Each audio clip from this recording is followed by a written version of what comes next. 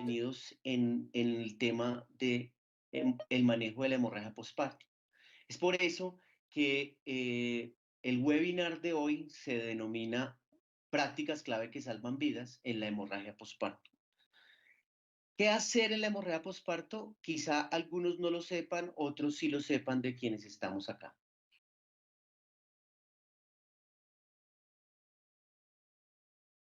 Y de alguna manera en la literatura eso ya está definido. Pero hay un detrás de cámaras, hay unas intervenciones clave, importantes, que no son solo clínicas, que tienen que ver no solamente con lo administrativo tampoco, sino con ese vínculo y ese compromiso que podemos tener. Y en ese sentido no podíamos invitar a una mejor voz que la de la doctora María Fernanda Escobar, asesora habitual del Ministerio de Salud hace ya más de 10 años en temas relacionados con emergencia obstétrica, y una voz conocidísima en el país, líder y pionera de lo que conocemos hoy como Hospital Padrino. La doctora María Fernanda Escobar es ginecóloga y obstetra y especialista en medicina crítica y cuidado intensivo de la Universidad del Valle. Es epidemióloga clínica de la Universidad de la Frontera en Chile y máster en gerencia para la innovación social de la Universidad ICESI, recientemente graduada, de hecho. Jefe de la Unidad de Equidad Global en Salud del y del Hospital Padrino de la Fundación Valle de Lili en Cali, Colombia. Mi doctora María Fernanda Escobar, afectuosísimo saludo. Qué bueno que estás con nosotros. No se imaginan el compromiso de la doctora María Fernanda al estar acá. Vamos a estar una hora escuchando estas prácticas clave que salvan vidas. Vamos a dividirlo en 3 secciones. Una donde vamos a hacer un pretest. Vamos a hacer, entrar en materia con toda la presentación magistral y vamos a hacer una sección de preguntas al final de la sección. Entonces, mi doctora María Fernanda, muchas gracias por estar acá y te doy la palabra para tu saludo antes del pretest. Bueno, pues muchas gracias a todos por estar un miércoles santo, ¿cierto? Reunidos acá y oyendo las cifras. Yo creo que todavía nos falta llegar a esos corazones porque estoy absolutamente convencida que la reducción de la mortalidad materna no solamente va de la educación que salva vidas, sino del compromiso de todos aquellos que estamos al frente de la responsabilidad de cambiarle la historia del país, porque la reducción de la mortalidad materna, tal como la ha expresado este gobierno y que nosotros hemos alabado esa propuesta del gobierno para poder llegar a pensar que un país se puede cambiar buscando una equidad en que todas las familias tengan la misma oportunidad de fortalecerse. Y las mujeres somos supremamente importantes en ese proceso como gestoras de paz dentro de los hogares. Yo creo que aquí lo que nos falta, y se lo digo con todo el cariño al equipo del ministerio, por quien también siento una profunda admiración, por Mónica, por Giovanni, por Germán, a quien llamamos 60 veces al día por cada uno de los casos que suceden en el país. Yo creo que aquí lo que nos falta todavía es ese compromiso de quienes estamos al frente. Y creo que poder llegar con esta estrategia tal como está planeada, pues estoy segura que va a tener un efecto. Yo soy, creo que demasiado romántica y optimista en este proceso, pero veo todos los días los milagros en territorio muy complejo. Entonces, pues feliz de estar acá, feliz de poder acompañar al ministerio siempre y espero que lo que vamos a hablar, que además hoy les voy a mostrar como el inicio de lo que es este verdadero proyecto de estandarización a nivel nacional liderado por el ministerio. Entonces vamos a ver cómo nos va. Perfecto. Gracias, doctora María Fernanda. Listo. Entonces vamos ahora con la sección de pretest. No sé si se ve la presentación, confírmenme por favor. Sí, señor. Entonces vamos a disparar las preguntas, son 4 preguntitas del pretest, vamos a dispararlas en el chat a manera de sondeo y vamos con la primera pregunta. Los paquetes de intervención para el manejo de la hemorragia posparto incluyen los siguientes componentes excepto: A, atención respetuosa, equitativa y de cuidado. B, revisión jurídica y punitiva de casos centinela. C, preparación de la unidad obstétrica para la hemorragia posparto. D, prevención y reconocimiento de los casos en hemorragia posparto. E, respuesta a los casos de hemorragia posparto. Confírmame, Marce, si ya están. Sí, señor, ya se envió.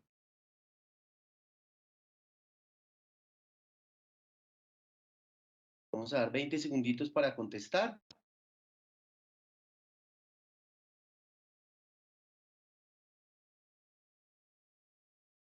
Ya les debe estar apareciendo en la encuesta en un mensaje emergente o en la pantalla. En YouTube pueden contestar en los comentarios y los leeremos.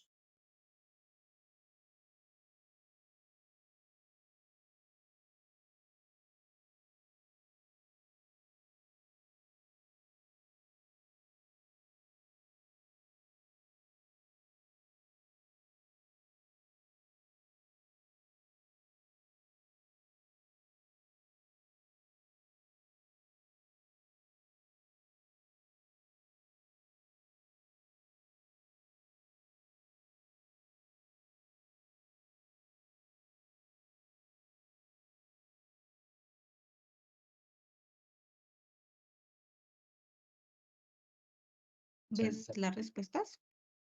Sí. ¿Me ayudas con las respuestas? Pienso que la mayoría contestó B, la que estoy viendo en el... Sí, sí, señor. El 81% contestó revisión jurídica y punitiva de casos centinela. Y un 10% prevención y reconocimiento de los casos de hipertensión. No sé si 80 sea Hemorragia. suficiente. No De sé si 80, hemorragia, perdón. no sé si 80 sea suficiente. Para el manejo de la hemorragia posparto se debe utilizar uso del sistema de alerta temprana con el índice de choque, uso de listas de chequeo en el código rojo obstétrico, uso de protocolos de reanimación hemostática, de traje antichoque no neumático y balón hidrostático, y todas las anteriores. Repito las opciones: A, uso del sistema de alerta temprana con el índice de choque.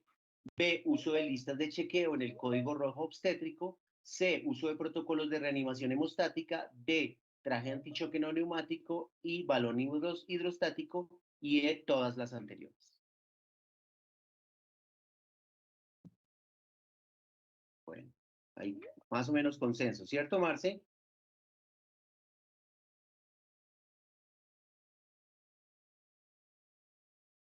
Listo. Personas están contestando tanto en los chats como en la... ¿Qué porcentaje contestó No Marce? lo veo. No lo veo. Parece que el sondeo está como lento. Vamos con la siguiente pregunta. Para el abordaje de la hemorragia posparto están definidos los siguientes tiempos en promedio: A, 6 minutos al diagnóstico y 40 minutos a la histerectomía. B, 10 minutos al diagnóstico, 90 minutos a la histerectomía. C, 15 minutos al diagnóstico, 120 minutos a la histerectomía. Y D, no tenemos definido tiempos.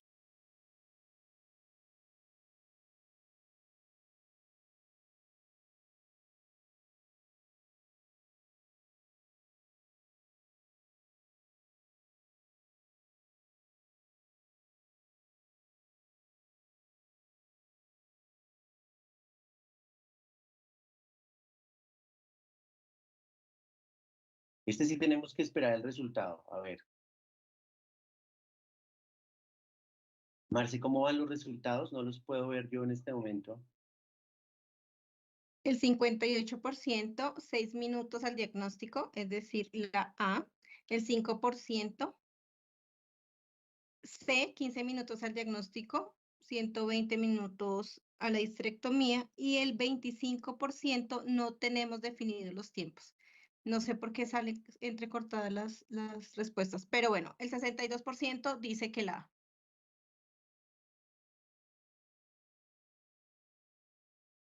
Estás en silencio, Augusto. Perfecto. La última pregunta. En el manejo médico de la hemorragia posparto, las dosis correctas son oxitocina 80 miliunidades minuto, Metergin 0.4 miligramos por cada 4 horas, misoprostol 800 microgramos sublinguales o intrarrectales, ácido tranexámico 1 gramo. B, oxitocina 80 miliunidades por minuto, Metergin 0.2 miligramos a los 20 y luego cada 4 horas, misoprostol 1000 microgramos intrarrectales y ácido tranexámico 1 gramo. Oxitocina 80 a 120 miliunidades minuto, Metergin 0.2 miligramos a los 20 minutos y luego cada 4 horas, misoprostol 800 microgramos intrarrectales y ácido tranexámico 1 gramo. Y oxitocina 160 miliunidades minuto, Metergin 0.2 miligramos a los 20 minutos y luego cada 4 horas, misoprostol 800 microgramos intrarrectales y ácido tranexámico 2 gramos.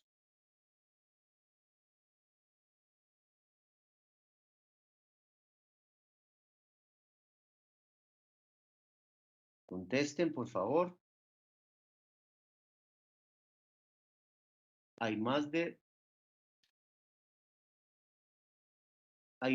415 personas participando y muy pocas respuestas en el sondeo.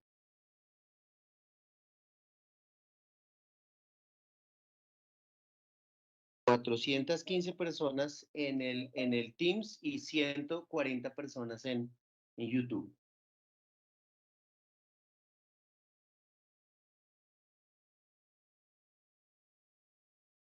¿Cómo van los porcentajes? El 65% C, oxitocina 80 a 160 miliunidades minuto. El 21% la A, oxitocina 80 miliunidades minuto, Metergin. Perfecto. Y la última, ahora sí, en el manejo quirúrgico de la hemorragia posparto, la afirmación correcta es: A, la histerectomía debe ser la primera opción de manejo en todos los casos. B, la cirugía B-Lynch está indicada por encima de las 2 horas del inicio del sangrado. C, la cirugía de control de daños está indicada en casos de coagulopatía, hipotermia, acidosis e hipocalcemia. Y D, la ligadura de arterias uterinas tiene la mejor efectividad para el control del sangrado.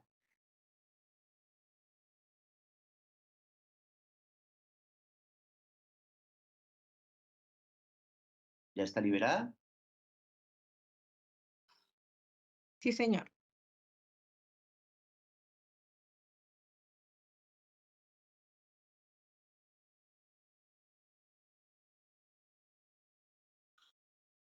Ok, a mí me llegan tarde las respuestas. Tengo aún en 0 respuestas. Ok, ya están llegando.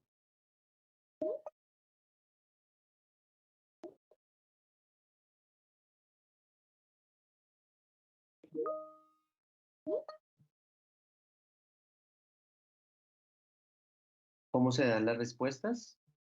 La A, Aire. el 29%. La B, el 53%. Primero la D y luego la A. O sea, la ligadura de arterias uterinas tiene la mejor efectividad para el control del sangrado y A, la histerectomía debe ser la primera opción en el manejo de todos los casos. Con este preámbulo, doctora María Fernanda, le doy la palabra para entrar en materia en el tema de la hemorragia posparto. Mil gracias.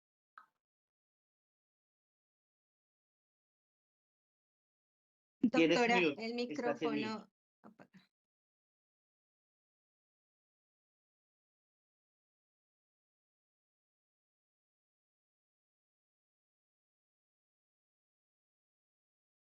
Estás en mute.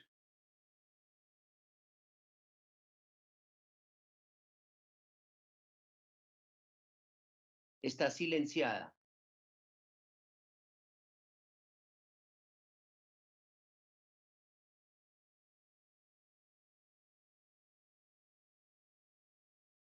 Estás en silencio.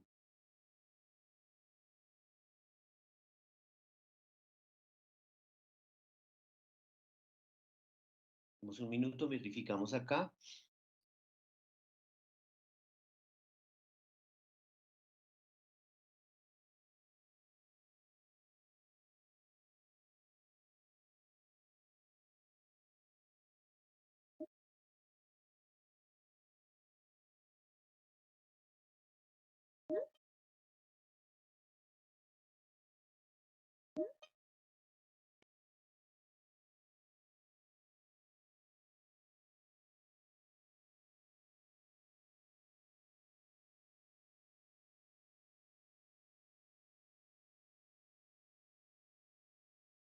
Tenemos un minuto para el ajuste del sonido de la doctora Mara Fernanda.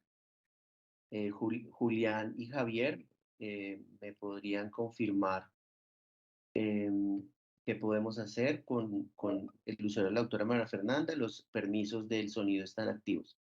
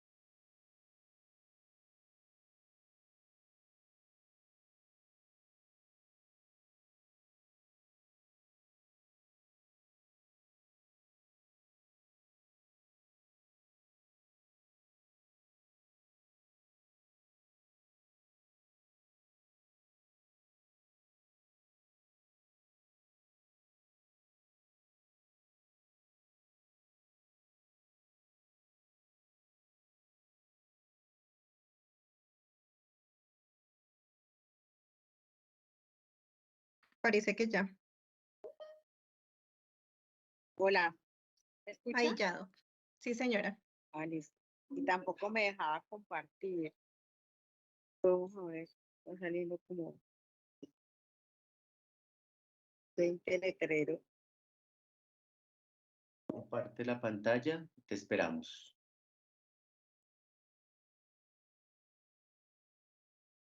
Es que no me deja porque no sé por qué. Yo creo que la plataforma ahora en el poll estuvo un poco lenta, de manera tal que yo creo que es un tema de la plataforma. Entonces, ¿se te activa el link de compartir?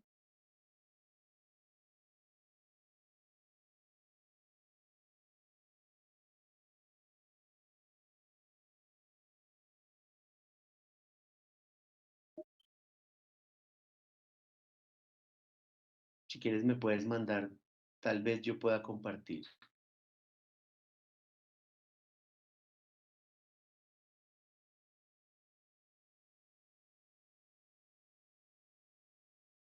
Pero es que no me dejan hablar. O sea, volvieron a quitarme el sonido. Ya, yo creo que ahí ya. Ahí está. Escucha bien. ¿Me escucha? Sí, señora. ¿Y ahí? ¿Me ve? Ahí, perfecto, Se ve y ya está pantalla. el escritorio. Bueno, entonces vamos a hablar de prácticas claves que salvan vidas versión 2. Y aquí quiero como contarles un poco lo que está pasando. Me dicen si la pantalla se ve bien. Sí, señora. Se ve bien. Ok, perfecto. Entonces, nosotros venimos trabajando en una estrategia que está en el marco del plan de aceleración de reducción de mortalidad materna en el escenario 4, donde estamos hablando de generar unas redes que sean efectivas para el manejo de la emergencia obstétrica. Y aquí viene todo el proyecto de Hospital Padrino. Este es el logo de Hospital Padrino Colombia, que es una estrategia liderada del ministerio en una alianza muy grande donde viene la PECOSOC. Y digamos que mi papel en este escenario, pues no solamente es hablarlo de la experiencia que nosotros hemos llevado a cabo en Fundación Valle Lili, con 4 departamentos con los cuales hemos venido trabajando de una manera muy cercana, con buenos resultados. Pero además de eso, es muy importante poder estandarizar la evidencia y que esté asequible a todos los escenarios a los cuales nosotros queremos llevar, que es el resto del territorio colombiano. Y por esa razón, PECOLSOC ha hecho todo un proceso para estandarizar esa evidencia y poder llevarla en cada uno de los escenarios, que para efectos de lo que vamos a hacer, que empieza ya el 17 de abril, de una manera ya organizada y estandarizada, será el escenario de la crisis hipertensiva, la sepsis, el tromboembolismo pulmonar y la hemorragia. Pero cuando yo veo que hay 8 muertes por hemorragia postparto, créanme que no solamente siento un dolor muy grande, Lo que devuelvo a una gran amiga mía que me dice, "Bueno, ¿hasta cuándo vas a terminar hablando de hemorragia postparto?" Y pues las razones para que podamos hablar de todo esto es finalmente porque seguimos teniendo los mismos errores. Yo veo en las respuestas que ustedes me dieron que todavía tenemos unas dudas grandes de país de cómo utilizarlo y lo que queremos es que para Colombia exista solamente una manera de poder hacerlo. Si bien respetamos y a todos los que hemos participado en este proyecto hacemos parte de la academia y alguna de las universidades reconocidas por publicaciones además, en lo que estamos hablando es muy importante que tengamos en el escenario del médico general o del médico rural que está en este momento en la mitad del Pacífico, en la mitad de la Guajira, en la mitad de la Guajira, tenga el mismo esquema en su cabeza o de alguna manera nosotros lo hagamos llegar para que pueda hacer. ¿Y por qué esto es muy importante? Porque la pandemia hizo que la mortalidad materna se incrementara en todas partes, no solamente por el efecto directo de la pandemia, sino por lo que nos deja en términos de se nos acabaron los insumos, se nos acabaron las oportunidades, pero también pusimos a pensar durante 2 años a todo el mundo en una sola condición enferma. Y aquí viene, nosotros estuvimos representando a Colombia, a América Latina en la Cumbre Mundial de Reducción de Muerte Materna por Hemorragia Postparto que se desarrolló unas semanas atrás. Y claro, en el escenario de lo que pasa en el mundo, donde Nigeria tiene una razón de mortalidad materna de 1.000 por 100.000 en hemorragia postparto, usted dice, pues probablemente ese no sea el escenario de Colombia, pero nosotros tenemos muchas Nigerias dentro de Colombia.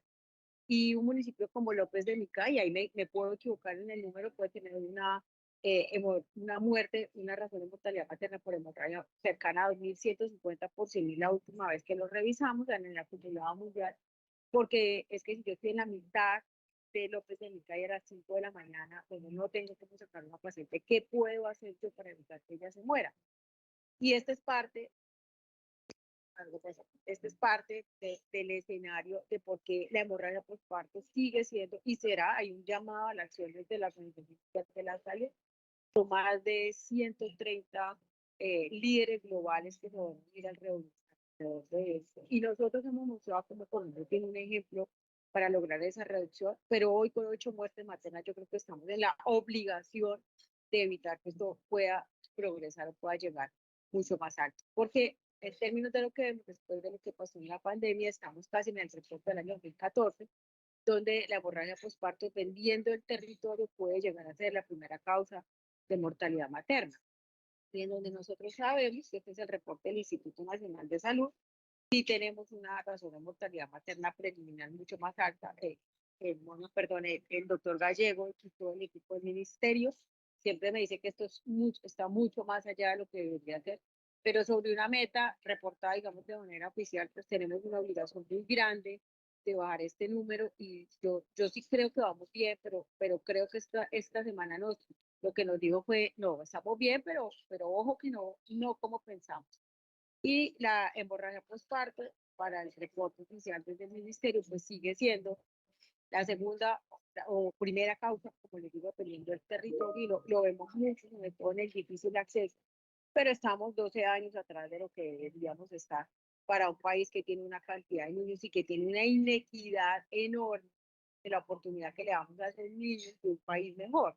Y este es el mapa, yo creo que esto no ha cambiado mucho, es un mapa muy grande del equipo de Hernán Gallego, que nosotros hemos utilizado para tratar de hacer esa priorización. Y yo sí quiero decirles a todos los que están acá, porque a mí me parece muy importante cuando uno está en estas alianzas estratégicas, en el poder reconocer a los demás. Y creo que el ejercicio de georreferenciación que el gobierno ha hecho para las elecciones, no solamente de los territorios priorizados, sino de dónde está realmente el problema y las distancias que tenemos que acotar, pues viene a enfocarnos a nosotros en que tenemos que pensar diferente. Y yo en este primer escenario de la hemorragia los invito a que nos abran las puertas hacia lo que se está haciendo en todos los niveles, pero hacia lo que estamos haciendo, de la manera como vamos a llegar con la estrategia del Hospital Padrino para que todos tengamos esta unidad de concepto. Porque la razón por la cual en Colombia se muere más gente por hemorragia postparto y en América Latina, en los países de bajos y medianos ingresos, no es porque tengamos un jet que nos produzca un sangrado masivo, sino porque tenemos un problema muy grande en la calidad, en la seguridad y en el entrenamiento. No podemos tener 7 dosis de oxitocina, metergina o misoprostol. O sea, no podemos. Los tiempos para el diagnóstico no deben superar esos 6 minutos. El tiempo que yo tengo para preparar una histerectomía no debe superar los 40 minutos.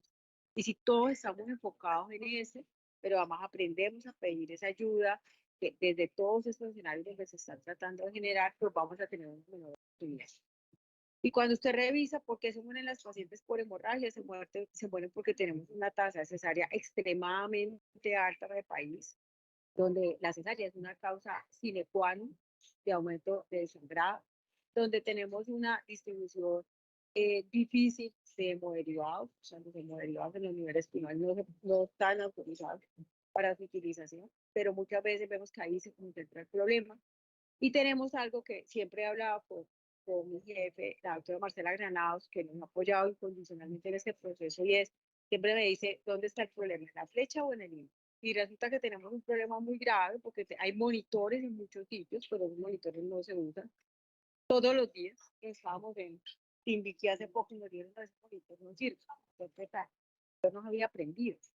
Hace una semana estábamos en Barbacoa, Mosquera, Nariño, y había un sistema para potabilizar el agua en una escuela de niños que no se había podido prender. Entonces, ¿para qué tiene eso? Y en hemorragia postparto la monitorización es indispensable, pero además tenemos todavía clínicas del país donde los ginecólogos y los anestesiólogos no están presenciales 24 horas, instituciones que han sido habilitadas, y yo creo que este plan de aceleración ha sido muy claro, entonces que no se van a permitir, y en contrataciones que las EPS no deberían hacer, en instituciones donde usted todavía sabe que la gente se va, que duerme en otra parte, y cuando hay un escenario de hemorragia postparto, pues no hay quien las atienda en la prioridad y en estos 40 minutos que salvan vidas, pues se lo tenemos.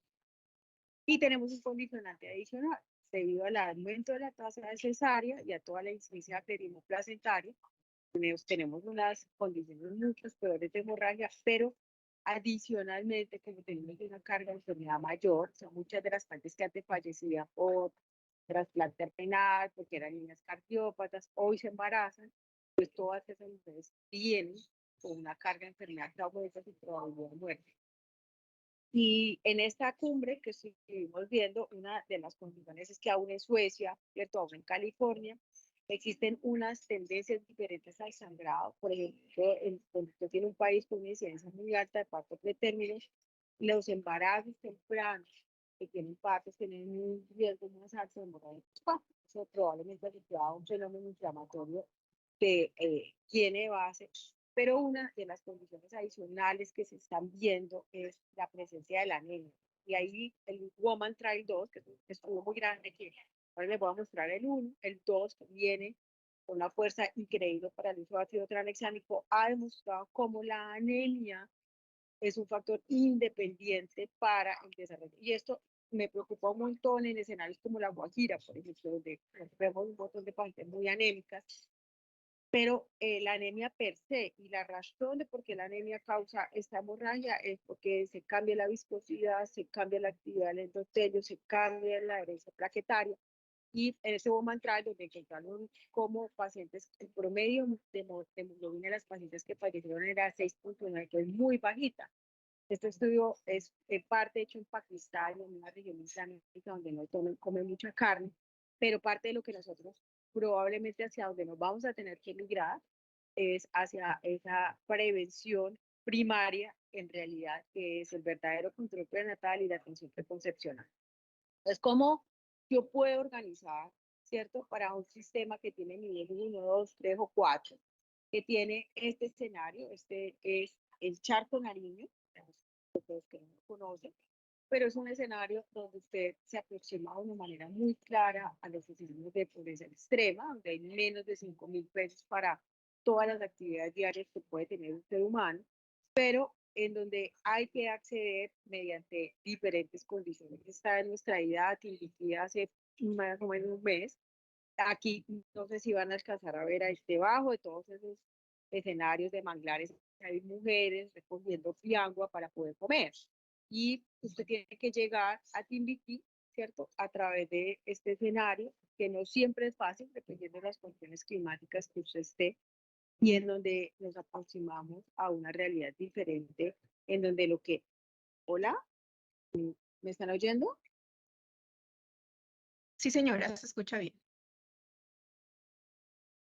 El audio se va un poquito, estaba llamando a Gervas. En donde tenemos que buscar esta diversidad que hay. Entonces, cuando uno habla de hemorragia postparto hoy, que es una condición prevenible, lo que está hablando es de diversidad, equidad e inclusión en el escenario de la hemorragia. Voy a apagar mi cámara para ver si mejora. Ahí está apagada. Ahí ya. Listo. A ver si mejora un poco la señal. Y existe una condición adicional, que esta sí es la responsabilidad de nosotros, los que estamos al frente del tratamiento de las pacientes, que se llama factor cirujano. Y ese factor cirujano implica que yo tengo 6 minutos al diagnóstico y tengo 40 minutos a la resolución completa del problema de la hemorragia. Entonces, el enfoque que se va a dar para hoy en día, para reducir esa muerte prevenible en los escenarios de hemorragia postparto, se llaman los paquetes de intervención. Los paquetes de intervención es una propuesta que nace para la reducción de la mortalidad materna dentro de los hospitales y hace parte de 4 componentes. Un componente es que yo debería tratar de generar escenarios de educación con mis equipos dentro de mis hospitales. La segundo componente es, debo tener una red para apoyar a aquellos equipos que tienen una menor probabilidad de éxito porque tienen menos personal capacitado, y eso es el hospital padrino de lo que estamos hablando. Tenemos que generar una cultura de riesgo para que los pacientes sean atendidos adecuadamente y finalmente hacer una serie de recomendaciones. Nosotros participamos en la elaboración mundial de las guías de la FIBA, y lo que hoy tenemos la implementación de paquetes de intervención, sistemas de alerta temprano, equipos de respuesta rápida para los casos de hemorragia. Lo que deberíamos hacer desde el punto de vista quirúrgico, no quirúrgico, que son los balones y el traje, las intervenciones quirúrgicas y finalmente la reanimación. Y todo eso lo vamos a organizar mediante un sistema, que es el sistema que implementó la Alianza Global para la Innovación Materna, que eso sale de unos resultados supremamente exitosos del Grupo de California en los Estados Unidos. Y estas recomendaciones hoy en día se hacen de 5 maneras. Yo toda esta recomendación de la FIGO la voy a organizar de tal manera que en mi hospital sea capaz de prepararme para que la unidad no tenga un caso de hemorragia postparto, sea capaz de reconocerlo tempranamente y prevenirlo, sea capaz de manejarlo, y es lo que se ha conocido siempre como el código rojo obstétrico, sea capaz de reportar y analizar sus indicadores y sea capaz de dar atención respetuosa, equitativa y de cuidado, que es el 5º componente que sale el año pasado, en el 2022, producto de la inequidad y del aumento de la muerte materna en los pacientes de raza negra. Y la preparación de cada uno de estos equipos, la respuesta y la atención respetuosa y con equidad, lo que nosotros hemos hecho es organizarlo en términos de cómo se va a presentar al resto del país. Y esto va alineado con la propuesta de la Organización Mundial de la Salud, que además dice que para cualquier caso, que es un caso inicial de manejo, el que responde con el manejo médico y el que requiere adicionales, lo más importante es el entrenamiento de los equipos. Y esto lo pongo aquí porque es muy importante para los aseguradores. Resulta que lo que hoy en día ya sabemos es que lo que nosotros estamos planteando es más barato, es más costo efectivo y tiene mayor impacto que lo que hacíamos hace 10 años cuando le sacábamos el útero a todo el mundo y hacíamos multitransfusiones a las pacientes. Y esto yo quiero ponerlo de plano, porque muchas veces en este escenario de la flecha y el indio, el problema es que los hospitales se quedan sin insumos, independiente del valor que usted compre, sin el traje y sin los medicamentos, porque eso resulta más costoso. Y hoy, basado en la evidencia, este es un artículo publicado por nuestro equipo, hemos demostrado cómo en realidad se disminuye. Cuando yo hago eso, y lo vemos créame que estos son los milagros que vemos todos los días. Hemos encontrado en Roberto Payán, en la mitad de Nariño, trajes antichoque neumáticos guardados en sus bolsitas porque nadie sabía cómo utilizarlos. Lo mismo balones que se vencieron porque nadie sabía cómo hacerlo. En la medida que nosotros llegamos con esta educación estandarizada, van a aumentar los insumos, se va a reducir la morbilidad, se va a aumentar, se va a reducir el ingreso de estos pacientes a las unidades de cuidado intensivo, se va a reducir la necesidad de cirugía mayor, y este es un artículo nuestro que espero salga publicado para que soporte aún más como la implementación de estos paquetes de intervención en un país como Colombia logra reducir esto. Pero cuando lo llevan al escenario de Malawi, donde la razón de mortalidad materna en Malawi era de 760 por 100.000, pues los efectos son iguales. Y este que es un artículo que cambia la historia de la hemorragia postparto para el mundo, publicado este año, en febrero, donde se muestra como algo muy parecido a lo que nosotros estamos haciendo hoy.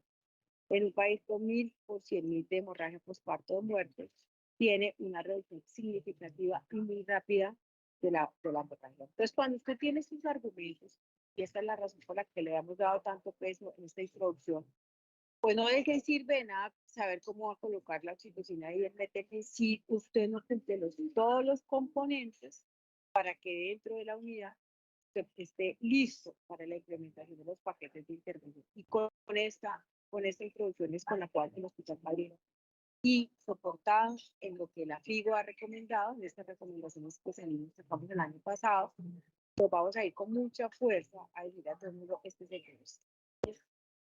Entonces, ¿cómo se debe preparar cada unidad obstétrica para la hemorragia postparto? Pues tiene que establecer y educar adecuadamente a su equipo y tiene que organizar un sistema que le permita tener un carro donde estén todos los insumos organizados, acceso inmediato. Gracias a Dios existe la 3280 porque a través de eso pues hemos logrado que todo el mundo se defina, y muy importante para los gerentes de los hospitales o los territorios priorizados, hoy a la luz de la evidencia no existe excusa para que no tengamos al día los medicamentos, para que no tengamos al día las condiciones, y Colombia no tiene desabastecimiento en este momento de ninguno de los productos que se necesitan, o de los insumos o de los medicamentos para el manejo de la hemorragia postparto. Entonces, lo que hemos planteado es que tanto para el Hospital Padrino como el Hospital Ahijado, lo que viene en adelante, tenemos que tener claro lo que cada uno debe tener preparándose para el evento de la hemorragia postparto. Ese carro, nosotros lo vemos mucho que en las loncheras que la gente traslada con el kit, y hay que tener mucho cuidado porque no solamente en esas loncheritas no cabe todo, sino que muchas veces la oxitocina es termostable en Colombia y en el resto del mundo. En esta cumbre mundial, parte de lo que definimos es que no existe oxitocina termostable, existe la carbetocina para la prevención, pero no existe carbetocina termostable y hay que tenerla almacenada. Y la implementación de listas de chequeo que quedaron hermosas, se nos imaginan la belleza de listas de chequeo que van a hacer. Las hemos probado en más de 3.600 personas para poder establecer cuál es la mejor lista de chequeo, porque si nosotros, además de los medicamentos, le enseñamos a la gente cómo utilizar esa lista de chequeo, que es lo que les voy a mostrar más adelante, pues ustedes van a darse cuenta cómo vamos a tener una manera de que en cualquier parte donde usted alguien haga esto en esta secuencia específica. La evidencia desde el año 2013 publicado en New England Journal ha demostrado una reducción de las fallas asociadas a la calidad de la prestación. ¿Cómo vamos a prevenir y reconocer los eventos de hemorragia postparto? Pues es muy importante que nosotros todos estemos claros en que el manejo activo del tercer periodo del parto es una estrategia de orden global en ninguna parte. Yo creo que aquí estamos mucho mejor. Sí vale la pena hacer una revisión de la nueva evidencia.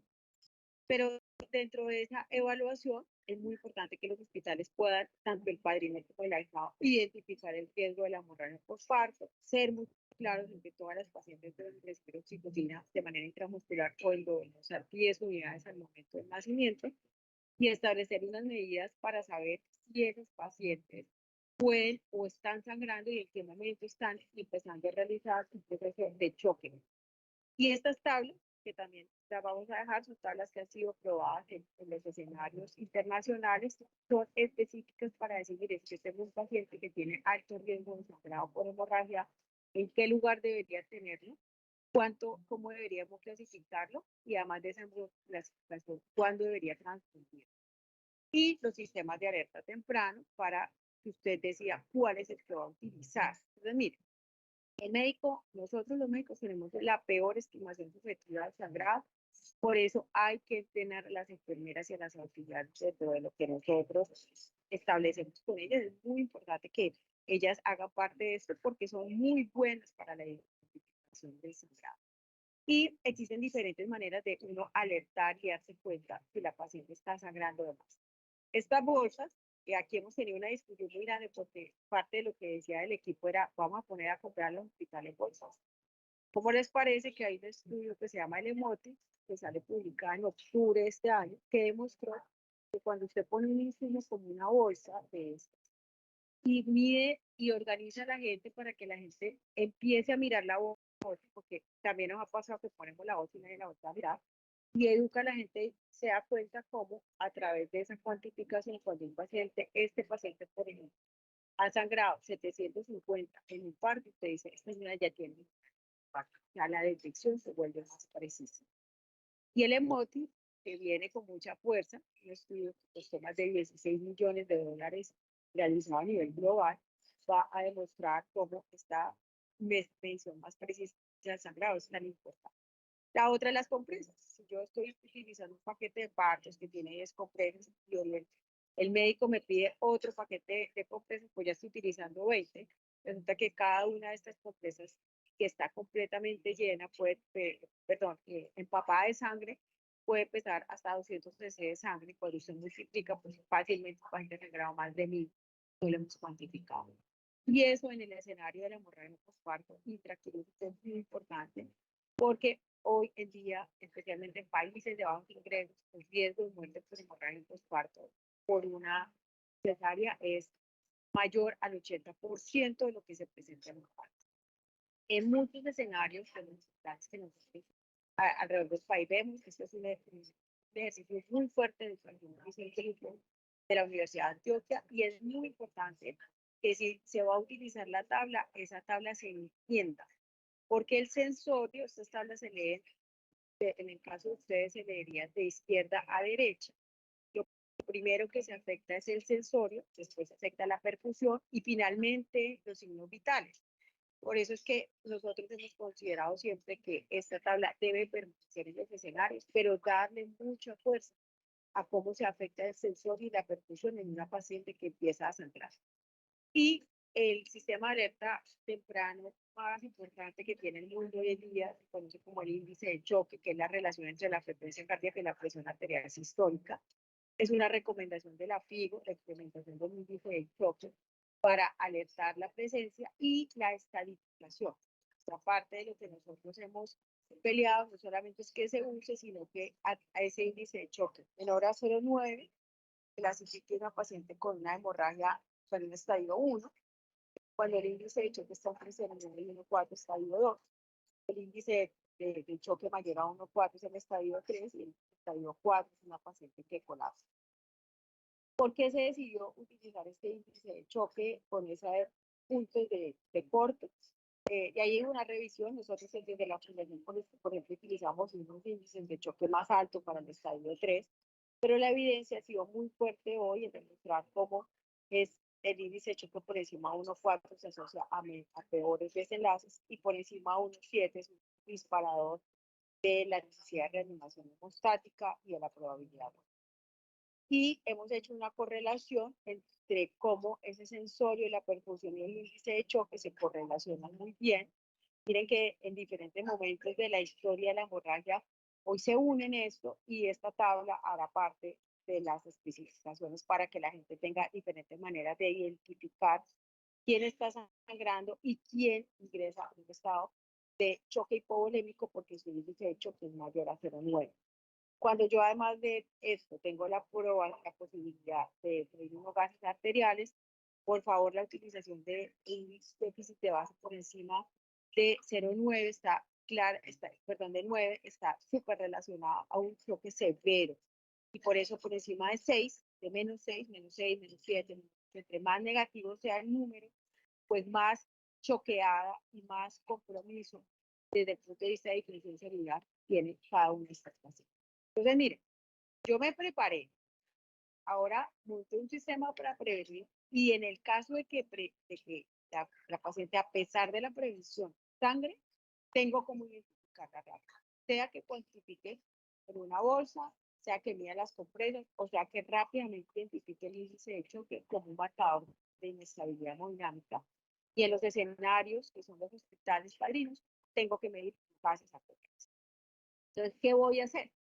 La respuesta a los casos de la hemorragia postparto, tanto en el hospital padrino como en el hospital ahijado, es lo que se conoce como el código rojo obstétrico, en donde lo que nosotros hacemos es hacer unos mapas mentales compartidos para poder hacer adecuadamente un proceso de tratamiento muy rápido. Y este proceso de tratamiento muy rápido tiene unos tiempos que no pueden ser hoy negociados. Esta es una de las cosas que no se negocian hoy en hemorragia postparto. Yo tengo máximo 6 minutos al diagnóstico, tengo 10 minutos para el médico, tengo 15 minutos para definir si le coloco un ultraje antichoque no neumático. Y esto es muy importante porque si el paciente tiene un índice de choque que lleva al minuto 0, debo medirlo al minuto 15, debo medirlo al minuto 30. Y si a los 15 minutos la paciente está choqueada, la propuesta global, esto no es una propuesta solamente de país Colombia, sino global en esta revisión de FIGO, es que usted coloque el traje. Ahora, si la paciente llega extremadamente choqueada, el traje antichoque neumático, que no lo vendo yo, muy importante, no tenemos ningún conflicto de interés en esto, es un traje que debe ser colocado como una manera prioritaria de iniciar la reanimación. Debo tener los 20 minutos para definir si coloco un valor, 30 minutos para definir si ese balón sirvió o no sirvió, los 40 minutos debo tener esta paciente trasladada al escenario de la histerectomía. Entonces la pregunta es, ¿cómo pongo yo esto para el país? Y la respuesta creo que está en la identificación a tiempo del riesgo de cada paciente para colocarla en el sitio donde debe estar. La segunda, en los niveles primarios. Yo considero que los niveles primarios deben tener parte.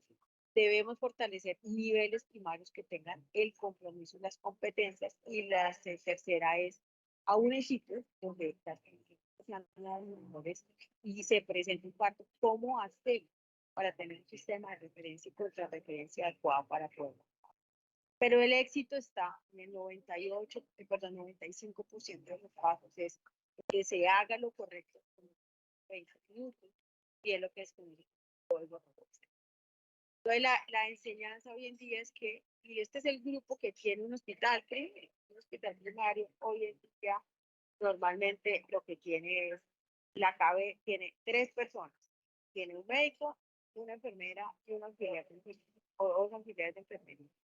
Y muchas veces, y nos hemos entrenado en muchos escenarios, el señor el cajero, el señor que está en la vigilancia del lugar, cualquiera que sea su condición, teniendo la posición, se ubica a las personas en 3 posiciones que van a estar encargadas de vigilar la vía aérea, la cabeza, de colocar los accesos venosos. Y vuelvo, insisto y retomo lo que he dicho, lo importante que son los auxiliares de enfermería y lo fortalecidas que ellos se sienten cuando son reconocidos y la posición enfrente del sangrado del paciente. Cuando yo tengo un equipo con más tensiones, pues utilizo una de estas personas para transportar los insumos que requieren y para liderar y tomar la lista de.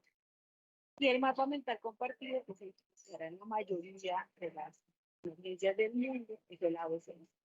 Y en el ABCD, para todo paciente que arranca un proceso de hemorragia postparto en el código rojo obstétrico, es punto inicial, perdón, es primero verificar que su vía aérea esté permeable, la mayoría de las pacientes lo tienen. Y el segundo, empezar una reanimación con oxígeno, arrancando con una máscara por empezar con y a 10 litros por minuto. Aquí siempre la pregunta es, pero si tengo máscara, pero si 2 mililitros. Mire, lo que nosotros hacemos cuando estamos es estandarizar. Estandarizar y arranque con 10 litros, luego le pone la cama, pero arranque con 10 litros que necesitamos en reanimar. La colocación de dos accesos venosos 16 o 18. Este es, por ejemplo, un cambio que hemos hecho al famoso 14, que es de difícil colocación. Y finalmente, cuando yo llego a la parte de la circulación, debo iniciar un bolo de líquidos endovenosos de 300 y 500 cc, ojalá calientes, evaluar cuál es la respuesta, pero por nada del mundo da cargas de 2 litros y lo vemos. Créanme que en los últimos por ahí 6 escenarios en los que hemos estado, todavía uno ve que les dicen, no, 2 litros a chorro, 2 litros a chorro. Te puede terminar pasándolo dependiendo de los litros, dependiendo de las distancias, pero no se deben colocar porque el aumento del aporte cognitivo de los pacientes con el infarto produce un riesgo más alto de muerte materna. Las guías deben condicionar para cada país cómo se va a colocar la medicación. Yo no puedo dejar esta medicación al libre albedrío si no tengo una política nacional. Cuando estas políticas nacionales, como en el caso de los japoneses, se hacen de manera ordenada, vean cómo aumenta la adherencia y se disminuye el número de transfusiones. Entonces, la oxitocina, el metergine y el misoprostol, la oxitocina se coloca entre 80 y 160 miliunidades minutos por bomba de infusión. Aquí fue muy importante porque los niveles que hay, yo no tengo bomba, ¿verdad? Es que si no empezamos a colocar bombas, no tenemos cómo reducir esta mortalidad materna. Y muchos niveles primarios de Colombia las tienen hoy por la gestión de las personas que están a cargo de ellos. El metergin se debe colocar a 0.2 miligramos moleculares, minuto 0, minuto 20, y cada 4 horas hasta 6, hasta 5 dosis. Y el misoprostol se debe colocar 800 microgramos sublinguales si la disposición del medicamento lo permite, porque si usted no tiene vía sublingual, y en el caso de Colombia con termofílica al sentido que tenemos es muy potente, se debe colocar de manera intrarrectal por el riesgo que existe de que se presente una hipertermia maligna. Las recomendaciones de que si secuencial o paso a paso los medicamentos hoy en día, nuestra propuesta es ser bastante agresiva para reducir el efecto materno. Se pueden colocar todos los medicamentos a la vez, pero el medicamento probablemente más importante es el uso del ácido tranexámico. Este es el Woman Trial 1, es el estudio número 1 de Woman, donde se demostró una reducción significativa de la muerte materna usando este tipo de estrategias, y es muy importante porque entre más temprano se utilice mejor. Y yo tengo eso claro, y tengo muy claro que las organizaciones son medicamentos costo efectivos en el mundo, y la recomendación de la Girosa no tiene por qué no haber asociación en todos los institutos de Colombia donde se extiendan partes. El insumo que está asociado también a la circulación es el traje. El traje neumático es un insumo probado de la evidencia. Esto fue publicado por el grupo de la vacunación en INE, reduce la mortalidad en cualquier parte. Nosotros hemos demostrado cómo desde los escenarios de pacientes muy críticos se favorece la recuperación del índice de choque y las medidas de difusión celular, y se aumenta, se disminuye el uso de cirugías mayores para el control de la hemorragia postparto. FIGO recomienda su implementación y hace parte de los productos que deben ser implementados en todas las unidades definidas por UNICEF. Y yo tengo eso claro, pues tengo que mi segundo insumo para control del sangrado es el taponamiento uterino, los balones. Y los balones deben ser utilizados en el caso de hipotonía uterina y en algunos casos de placenta previa. Y es muy importante porque la Organización Mundial de la Salud ha recomendado que estas medidas de control de hemorragia con el balón tengan un entrenamiento previo. El balón funciona muy bien en el parto, menos bien en la cesárea. Funciona muy bien en casos de cesárea por placenta previa que están sangrando. Esta es una revisión sistemática hecha por el doctor, una de las personas más importantes para nosotros con esto, que es Agustín Fondo. Y existe un concepto que se llama el test de taponamiento. Una paciente que deprime tanto 28 semanas, igual con un niño, estaba supremamente infectada con un niño en transverso. Nos tocó llevar una cesárea y este es el sangrado de un balón que se colocó 15 minutos después de haber producido 600 cc. Esto porque es muy importante, porque si el test de taponamiento es negativo, de centralidad no para de sangrar con el balón, a usted la única medida que le toca es la histerectomía. Por eso siempre se porque es una medida además legal para la protección de los equipos. Si yo sé que un balón produce más de 210 minutos, ese balón no va a servir y probablemente tampoco le va a servir una cirugía estática. Cuando yo utilizo de manera combinada el balón y el traje, puedo tener una efectividad en los tiempos que les he mencionado superior al 95, al 93%, cercana al 95%, y se asocia con una disminución estadísticamente significativa de las transfusiones, por lo cual el taponamiento uterino también está recomendado como estrategia segunda línea desde la Federación Mundial de Ginecología Obstetricia. Y lo que viene son estos insumos, van a llegar al país probablemente este año. Este es un sistema que produce un vacío en el útero y existe un segundo sistema que es un balón de Bakri, la versión 2. Probablemente el problema que vemos es que el costo es para todos asequible. Si esto no me sirve, o probablemente esté pensando en otras alternativas, pues mis alternativas quirúrgicas van desde el torniquete uterino, que es una medida que salva vidas, en caso de que yo esté muy desesperada, y los pasos con frecuencias sangradas que son muy controlables. Las propuestas que tiene, por ejemplo, el grupo de Álvaro, donde se hacen unas compresiones manuales internas de la aorta, nosotros todos esos insumos se los vamos a dejar a los hospitales padrinos, y las cirugías hemostáticas, que como ustedes pueden ver, las cirugías hemostáticas no son tan fáciles de realizar, y por eso la recomendación es que primero se haga por equipos entrenados y segundo se pueda realizar de manera muy rápida, antes de 2 horas. Y la cirugía que probablemente la mayoría de los colombianos van a hacer es la cirugía de Belich. En términos de qué es mejor, si la cirugía de Belich o el famoso balón, lo que va a servir es lo que usted sepa hacer, es lo que el grupo está entrenado. Y las cirugías han sido recomendadas desde el punto de vista de la FIBO para equipos entrenados en su realización. La última opción es la histerectomía, que hoy debería ser una tasa, una incidencia de hemorragia postparto por parto por debajo del 10%, porque específicamente esta revisión sistemática que se le publicó también este año ha demostrado cómo esto se hace más en entornos de bajos y medianos ingresos.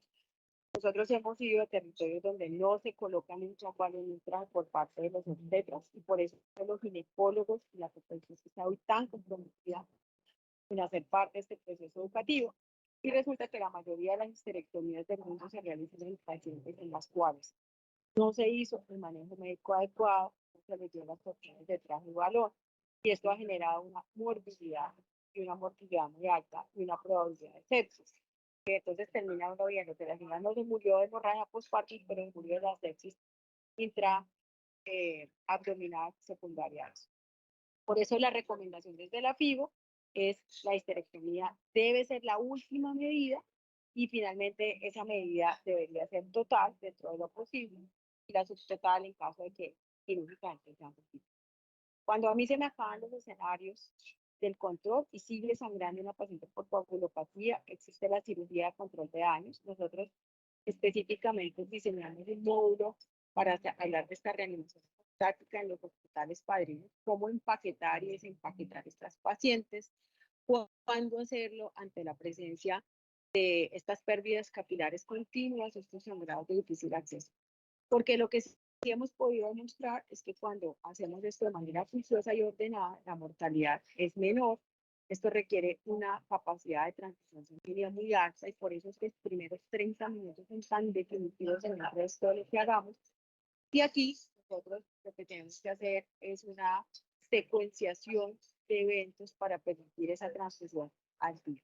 Digo, considerando las condiciones a nivel global, ha recomendado que esto todavía haga parte del entrenamiento y que sepamos colocar sangre y evitar que la paciente entre en coagulopatía. Es el uso racional de los líquidos, los protocolos de transfusión y el uso de coadyuvantes de la transfusión. Como les he mencionado, transfundir, colocar líquidos de manera inadecuada a un paciente con sangrado pues tiene un riesgo muy alto para ello, tiene unos desenlaces peores. Y en caso de transfusión, deberíamos buscar estrategias de transfusión cercanas al 1:1, es decir, transfusiones muy cercanas a una unidad de glóbulos rojos, una unidad de glóbulos rojos, una plasma, una unidad de crío, que es muy difícil de alcanzar. Entonces, hoy en día, cada unidad y cada país debe tener establecido cuáles son sus prioridades. Nosotros le hemos dado la prioridad a la recuperación del fibrinógeno, es decir, evidentemente la transfusión de glóbulos rojos, pero soportado en que el fibrinógeno es tan importante para la organización del coágulo, colocar rápidamente glóbulos rojos en las pacientes en las etapas 2 y paquetes de transfusión masiva que estén priorizados con glóbulos rojos y crioprecipitados. Crioprecipitados se pierden en los bancos de sangre colombianos.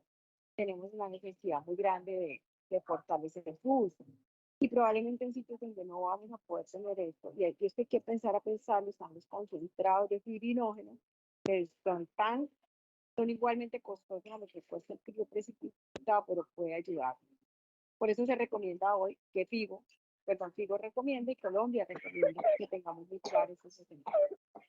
Para terminar, está el componente del diagnóstico adecuado de acuerdo a las 4 T's, evitar la hipotermia para que los pacientes no fallezcan. Hay alguien que está hablando, por ejemplo.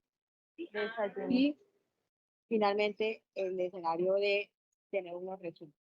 Cuando yo tengo esto claro, lo que le vamos a pedir al país es que tanto el padrino como el ahijado sepan identificar cuáles son los indicadores, que esta atención sea respetuosa, equitativa y de cuidado, dándole prioridad a la emoción de cada uno de los miembros de estas familias que son, porque ahora el concepto no es una mujer sola, sino es el miembro de esa familia afectada por hemorragia por parto, pero también cada uno de nosotros que tiene que estar al frente de la atención de estos pacientes, donde prioricemos estas 3 palabras que les he venido.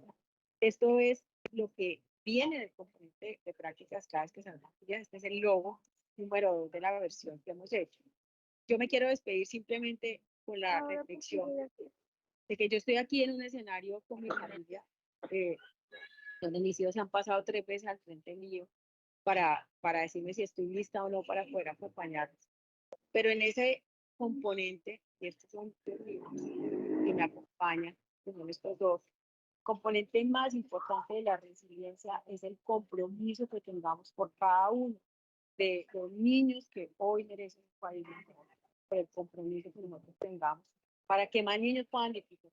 Por ejemplo, un día, el miércoles santo, que estamos aquí, tenemos que comprometer en algo que se llama la disciplina, para que todo este esfuerzo que el país está haciendo, el ministerio está haciendo, que la Federación, que la Universidad Nacional, el Fondo de Población, que la OPS, que ha sido gran aliado, y que está haciendo hoy, estamos haciendo todos, y los donantes, pueda tener un efecto real en el cambio de la mortalidad. Muchas gracias.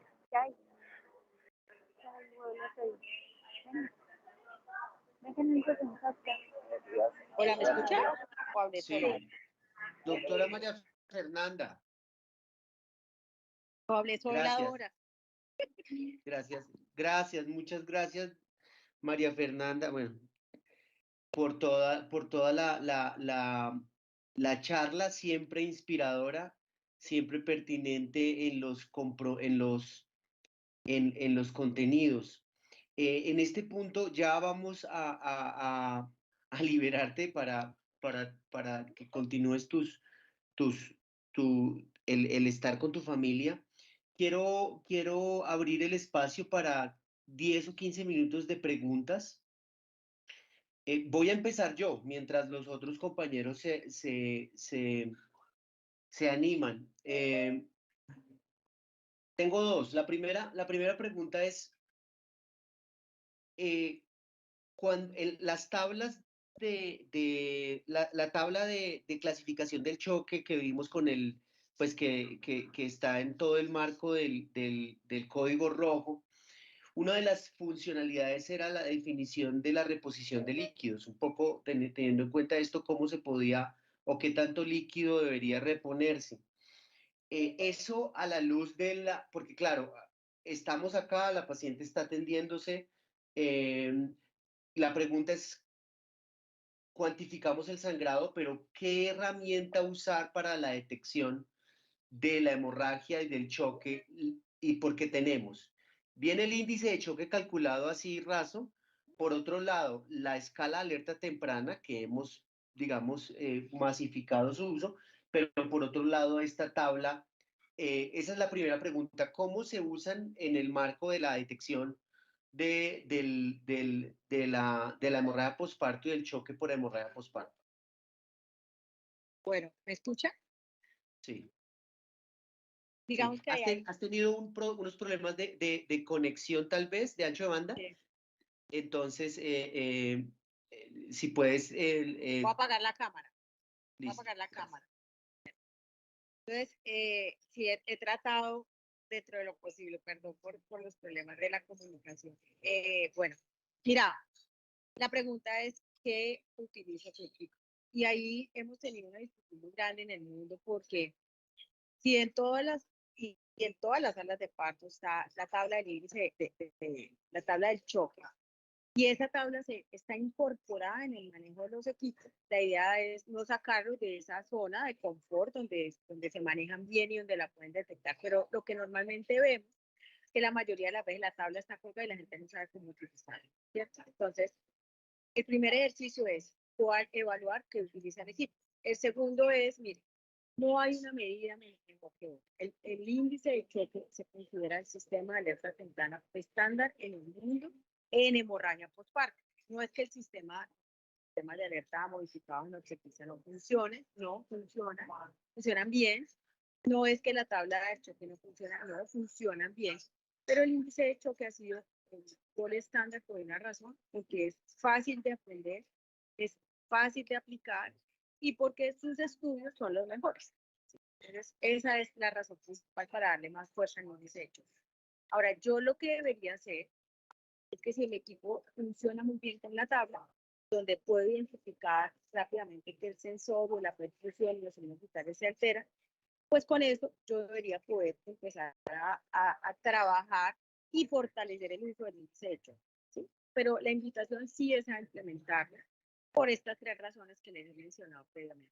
Ahora, cuando usted correlaciona la tabla, y fue el ejercicio académico que nosotros hicimos, este ejercicio de establecer el punto del índice de choque, establecer cómo se correlaciona con el sensorio, también se correlaciona con la cantidad de aporte que yo debería dar.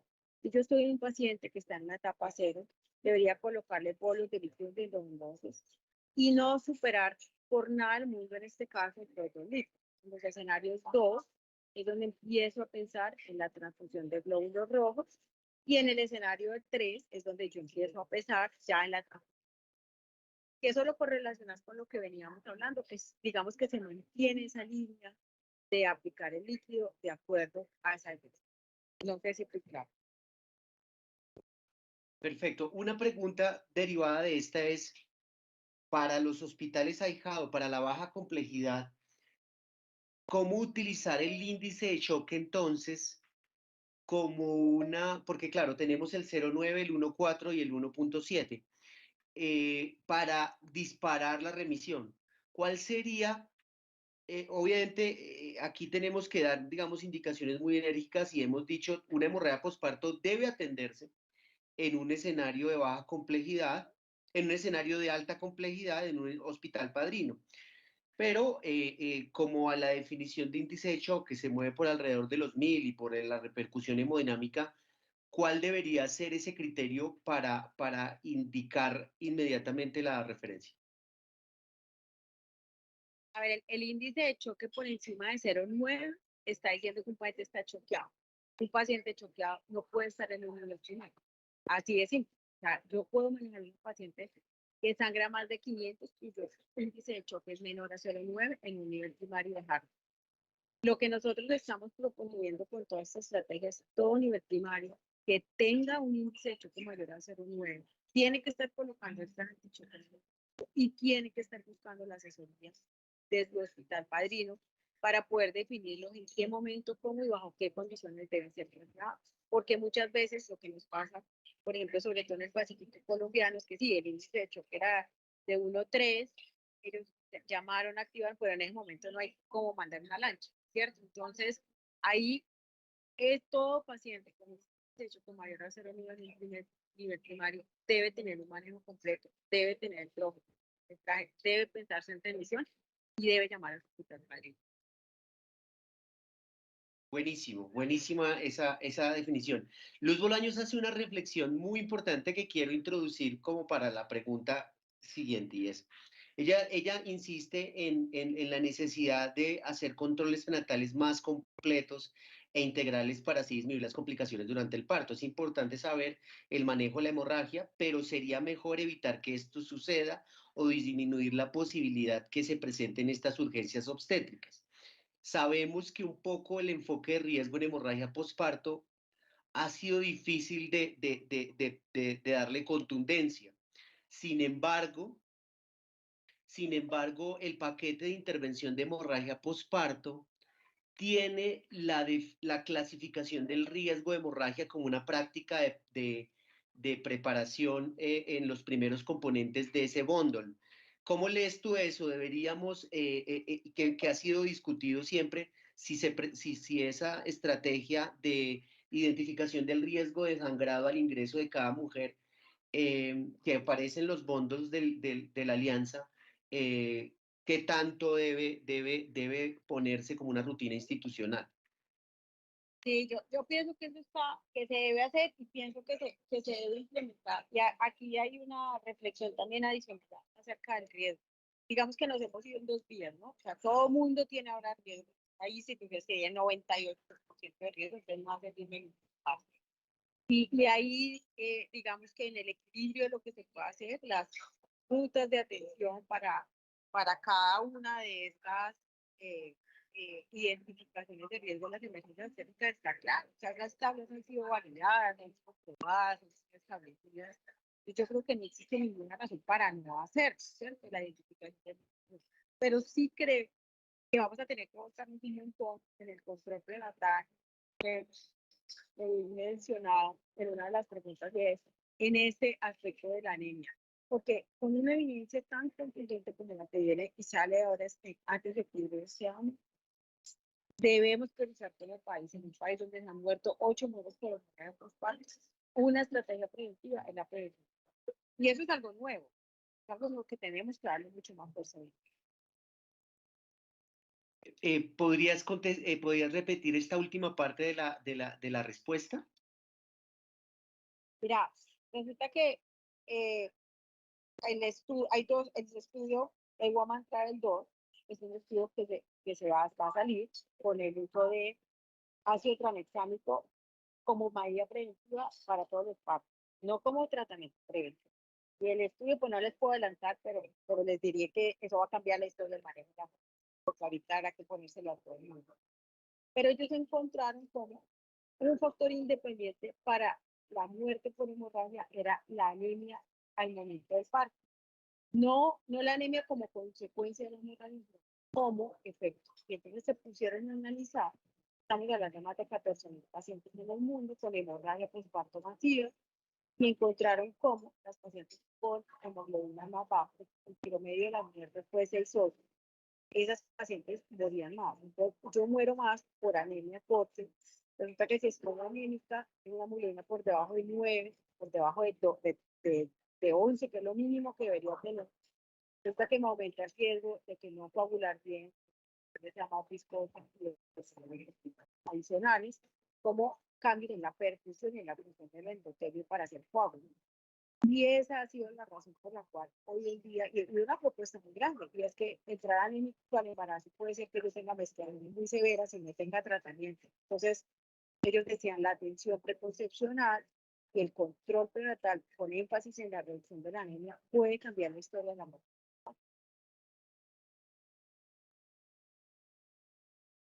Clarísimo.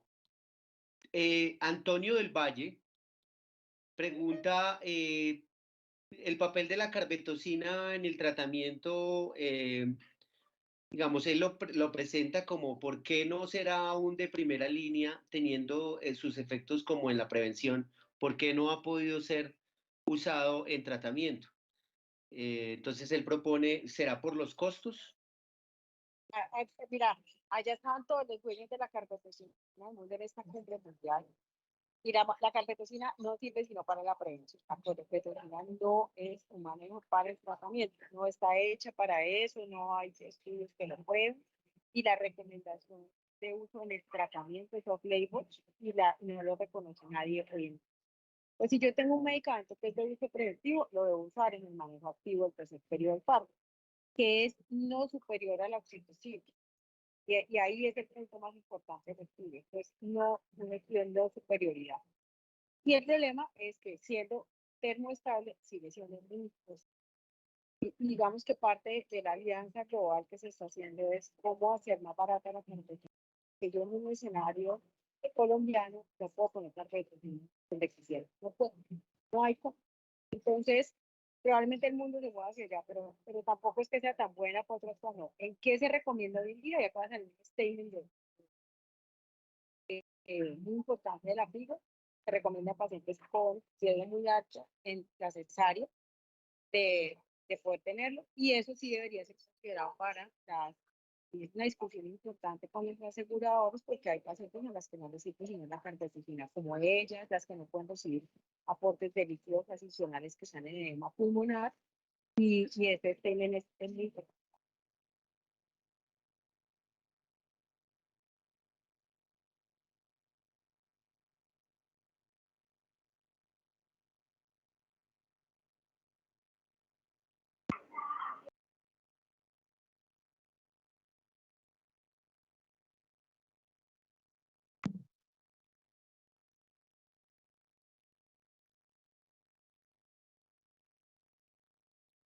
No oigo. Augusto, tú también estás en silencio.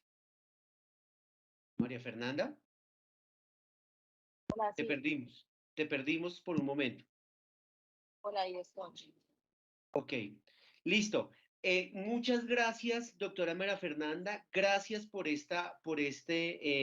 hay algún par de preguntas que me parecen muy buenas ideas. Las trataremos de contestar en este mismo chat al final de la sesión, y te las comunicaré por texto, para que podamos dar continuidad. Quiero agradecerte tu compromiso, tu incondicionalidad con este proceso, y seguiremos dándole al país el apoyo necesario a las instituciones para ser más resolutivas y para mejorar su cohesión de red en torno a la emergencia obstétrica. Entonces, mil gracias, María Fernanda. Te mando un abrazo especial a ti y a tu familia, y quedamos atentos. Tengo parado a mi hijo al frente mío. Oh, gracias a todos, gracias por estar hoy aquí, gracias por luchárnosla con tanto cariño y tanta fuerza por las mujeres de este país. Y yo, a pesar de esta semana tan dura, y para el equipo del ministerio, quiero decirles que no perdamos la fe y la fuerza. Tenemos que seguir adelante, y a todos los que están hoy aquí comprometidos, gracias, de verdad. Un abrazo muy grande. Me voy porque mi familia me está jalando. Chao, nos vemos. Muchas gracias. Hasta este Gracias, muchas momento. gracias.